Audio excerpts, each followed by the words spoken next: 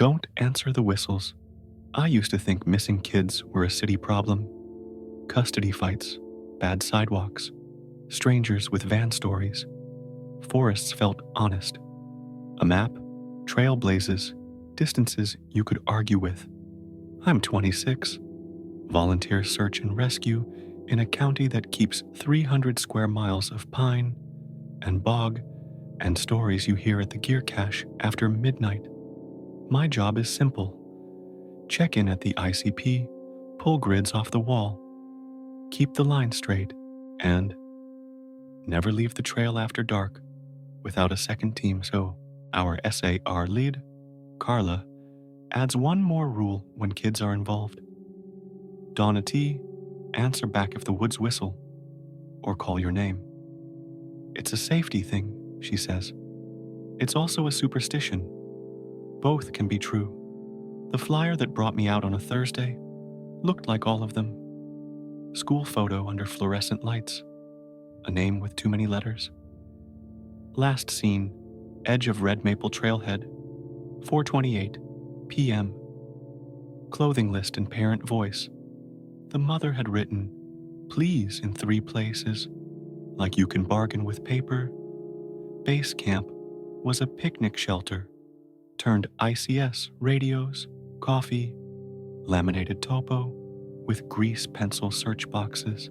When I signed in, the printer spit a thin thermal strip from the incident log. Those things run like gas station receipts. It read, do not split lines after $2,100. Someone had penciled the time in the margin. 3:13 a.m. No one writes a.m. on an ICS log. The strip stuck to my glove when I palmed it. Damp. The first hours felt like a safety video. Hasty team to the last known point. K9s working the wind. Containment at the road net. We found small, honest kid things on the main. Granola wrapper, a red thread from a hat, a shoe print that matched the mother's photo of the soles. Past the kiosk, the boards held the kind of stillness that makes you chew quietly. We whistled 2 short notes, the call that means, where are you? And listened to the pines explain they weren't instruments. At 8:41 p.m., the woods whistled back. 2 notes, right pitch, a beat wrong, like a bird who had taken the class and skipped the test. We marked the line on the GPS and did the thing the book says. Call it in. Wait for a second team. Approach slow. Carla S. voice came over the county net steady as a metronome.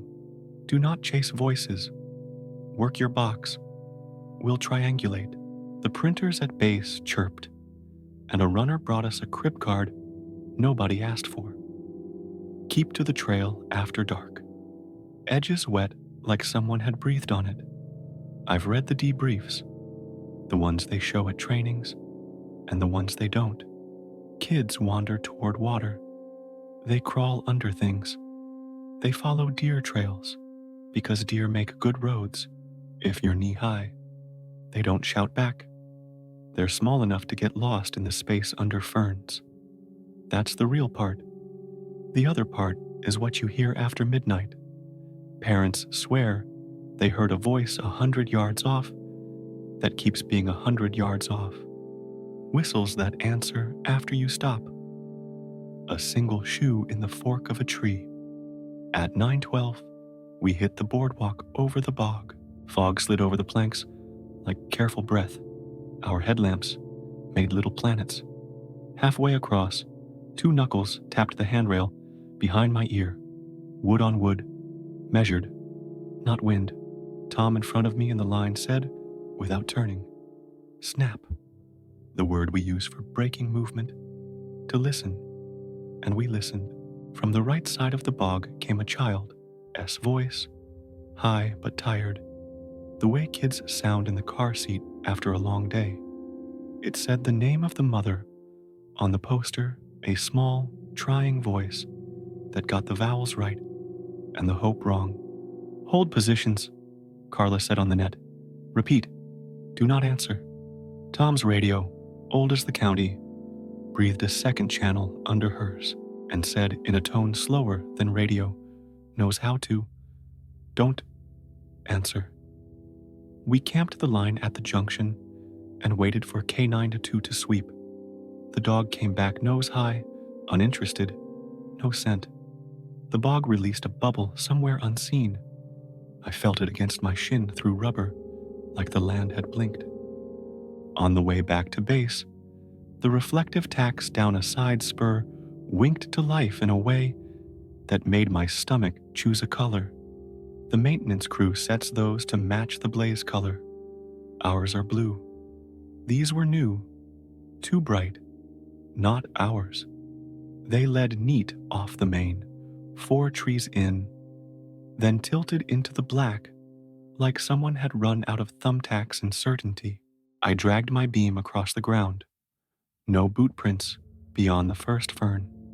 "Test tacks," Tom said. "Ignore." He had the steady tone you get when you teach your own lungs rules. At midnight, base went quiet, the way places do when the wrong part of the night arrives, and the radios learn it. The generator and the insects synced for a minute, so good it felt planned.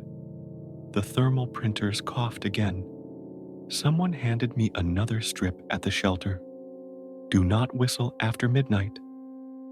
The timestamp along the edge read, "Traro."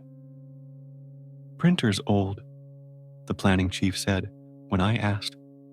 "All printers are old in the woods." The father came in from the ridge with a deputy and 2 ticks on his cheek. He'd heard the voice, he said, clear as a playground, calling Dad from the creek ravine. They'd run the ravine and found only water and their own boot prints rippling. "It keeps moving," he said, into a styrofoam cup, like that was a thing you could report. The cup bent a little in his hand, as if it were breathing too. I took the Euro 400, fog on the lenses, maps that felt like stories, more than facts. Somewhere in the dark, a fox did its wrong baby scream. That's a real sound. I've heard it since I was small on porches. I know what it is and what it isn't. At 12:37, the North Containment Team called a possible voice, and then, in the same breath, withdrew it. "Copy a red bird," the team lead said. The SAR way of admitting the woods had whistled with your own lips. At 1:06, we got a ping from a motion cam near the utility cut. One of the trail camera's Parks sets to count deer. The thumbnail that arrived on the base laptop showed the cut in grayscale, and my back under my SAR pack. Headlamp, a small star. I was at base then, signing the fuel log. The next frame showed the same cut, same angle, a figure the size and jacket of me, head turned away. And the caption the camera software adds, without being asked, 3:13. The laptop clock said 01:07. The planning chief clicked it closed the way you close a mouth on a story you done a want in the room. I went out with K93 and their handler into box G. The handler doesn't talk when she's working. The dog does, in his way. He kept his head up like a swimmer. We cut 100 meters, turned on bearing, cut back. At the far corner marker, a bit of tape on a branch that didn't look like ours. Something pressed, a handprint, on the inside of my face shield. Fog oval, heel, 5 fingers that slid a little and vanished when I blinked. My knees chose not to say anything.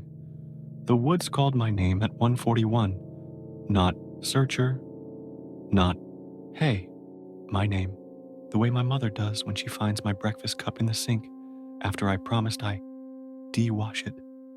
It came from behind and to the left, where the black spruce are dense and kids can step off into a forever.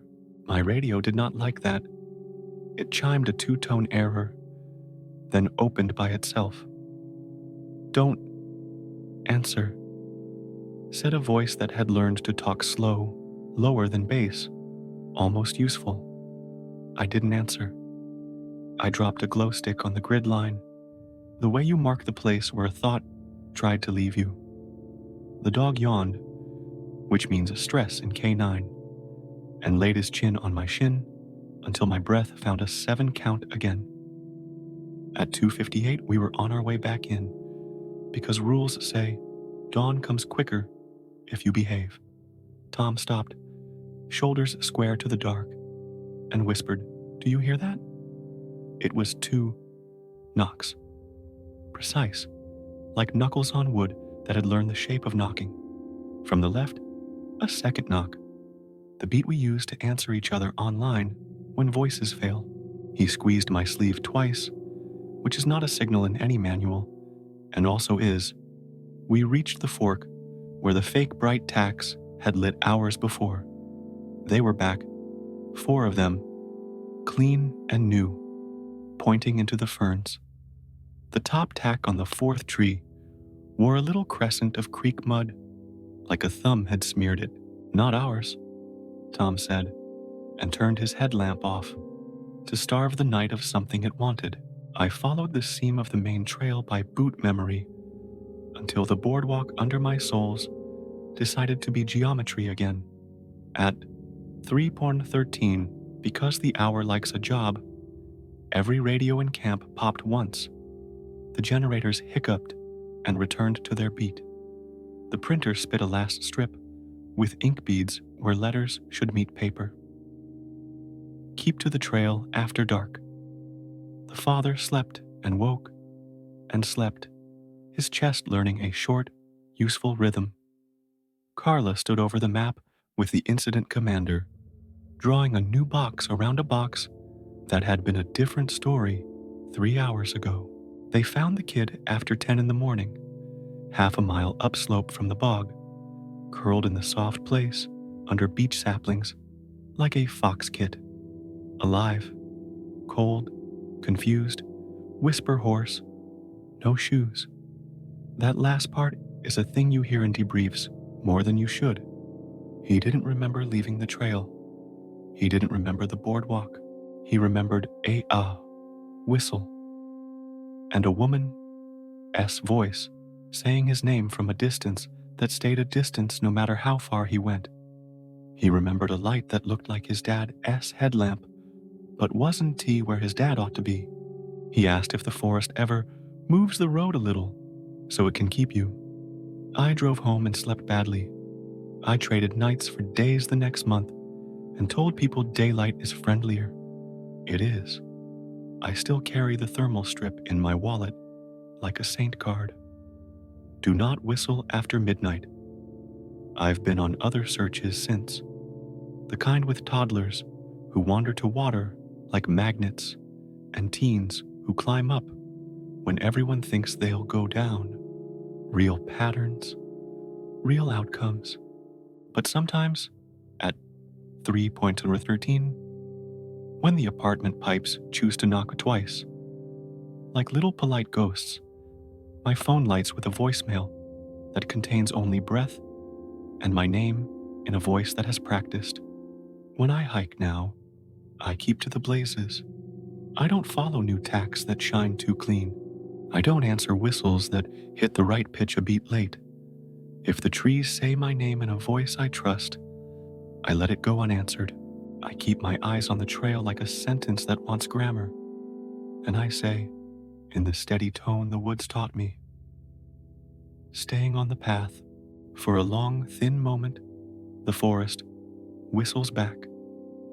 2 notes, learned and polite, and then lets me pass. If you survived this far, leave your like to prove you are not afraid.